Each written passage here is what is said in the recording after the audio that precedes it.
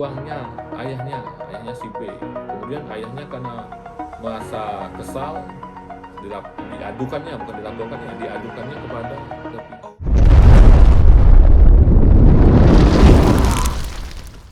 Assalamualaikum warahmatullahi wabarakatuh. Jumpa lagi bersama orang awam bicara hukum dengan channel awam bicara hukum, orang awam bicara hukum dan supaya orang awam mengerti tentang hukum. Kali ini kita akan membahas mengenai apa itu perbedaan laporan dan pengaduan, ya. Jadi bahwa kenapa ini kita angkat, karena masih banyak masyarakat tidak bisa membedakan apa itu laporan dan apa itu pengaduan. Padahal dua hal tersebut adalah hal yang berbeda, ya. Jadi pada saat ada peristiwa pidana, maka laporan dan pengaduan itu sesungguhnya itu adalah dua hal yang berbeda. Perbedaannya di mana? Bahwa kalau laporan itu adalah pemberitahuan kepada pihak yang berwajib atau yang berwenang, ya, tentang suatu peristiwa pidana. Ini mudahnya biar masyarakat mengerti, ya. Peristiwa pidana itu yang sedang akan terjadi, yang sedang terjadi, kemudian yang sudah terjadi atau telah terjadi, ya. Misalnya begini, yang akan terjadi.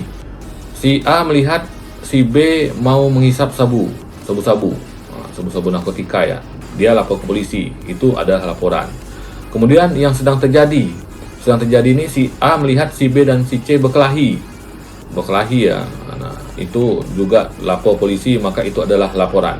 Kemudian telah terjadi peristiwa pidana, misalnya si A menemukan si B meninggal dunia dan lihat banyak luka-luka di badannya, dan itu dia membuat laporan kepada polisi atau pihak yang berwajib, ya. Laporan itu pada dasarnya bahwa semua orang bisa melapor. Bahkan walaupun tidak ada laporan, ketika ada polisi misalnya lewat ketika ada peristiwa pidana tadi, dia bisa langsung menindaknya. Itu laporan. Kalau pengaduan, itu hanya orang yang dirugikan saja yang bisa melakukan pengaduan. Dan itu pun yang harus ada hubungan keluarga, ya. Hubungan keluarga juga dia harus dirugikan. Ya, jadi nggak bisa semua orang melakukan pengaduan itu. Contohnya pengaduan itu apa? Pengaduan itu dalam perkara misalnya pencurian dalam keluarga, kemudian perzinahan, ya, dalam pasal 284 KUHP, ya, misalnya. Kemudian juga penghinaan, misalnya 310 KUHP misalnya, ya. Kemudian fitnah misalnya, pencemaran nama baik seperti itu, ya. Kemudian KDRT khusus terhadap korban yang tidak menghalangi pekerjaan, ya, atau tidak menimbulkan sampai dirawat seperti itu, ya. Nah, itu semua bisa diadu dan itu namanya pengaduan. Jadi misalnya si A mencuri uangnya ayahnya si B. Kemudian ayahnya karena merasa kesal, diadukannya, bukan dilaporkannya, diadukannya ke pihak yang berwajib. Itu namanya pengaduan. Zina misalnya, salah satu istrinya mengadukan misalnya kepada polisi, itu pengaduan. Pengaduan itu bisa dicabut, ya, paling lama 3 bulan, ya. Jadi misalnya setelah diadukan ternyata ayahnya berubah pikiran, dimaafkanlah si anaknya ini, itu bisa dicabut. Nah, itu namanya pengaduan, ya. Kalau laporan itu tidak bisa dicabut walaupun ada damai. Walaupun misalnya si A dan si B berkelahi, si A bukan berkelahi, ya, misalnya si A dan si B, si A memukul si B karena si B lapor kepada polisi. Dia melakukan laporan polisi, ya, bukan ngadu, ya, bukan pengaduan, ya. Tiba-tiba ada perdamaian antara si A dan si B. Nah, itu seharusnya tidak bisa dicabut. Secara teori, secara norma itu tidak bisa dicabut karena laporan itu tidak bisa dicabut walaupun ada damai. Lalu apa gunanya perdamaian? Perdamaian itu gunanya hanya untuk meringankan saja. Misalnya pada saat suatu proses persidangan nanti jaksa akan menuntut karena ada perdamaian, ada sudah perbuatannya dimaafkan oleh si korban, maka tuntutannya mudah-mudahan ringan.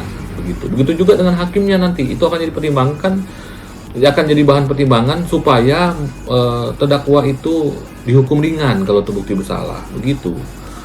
Jadi tidak ada istilah damai dalam perkara laporan, ya. Yang ada itu dalam hal pengaduan, ya. Pengaduan kalau bisa berdamai, ya, ada artinya dimaafkan, dia bisa mencabut tuh pengaduan paling lama 3 bulan. Tapi ada putusan Mahkamah Agung yang saya cerita tadi, yang saya bilang tadi, bahwa itu pada saat persidangan pun ada oleh Mahkamah Agung itu dinyatakan akhirnya karena apa namanya dicabut aduannya, maka perkara itu tidak bisa dilanjutkan kembali. Itu ada putusan Mahkamah Agung, yaitu waktu itu perkara KDRT yang tadi saya bilang, yang tidak menyebabkan apa namanya, tidak menghalangi pekerjaan ya, kemudian tidak sampai dirawat seperti itu ya, karena dimaafkan oleh istrinya ya. Jadi istrinya itu melaporkan atau si istrinya itu mengadukan suaminya ya, karena suaminya memukul dia ya, begitu ya. Jadi itu, lalu kenapa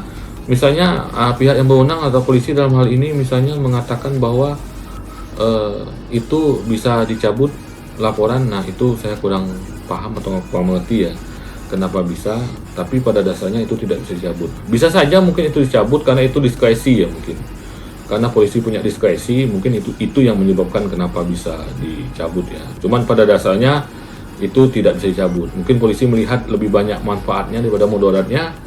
Mungkin itulah kenapa tidak diteruskan lagi laporannya. Tapi pada dasarnya laporan itu tidak bisa dicabut ya. Itu adalah prinsip hukum dalam hukum acara pidana. Itulah membedakannya dengan pengaduannya. Jadi itu saja yang dapat saya sampaikan mengenai perbedaan laporan dan pengaduan dalam perkara pidana.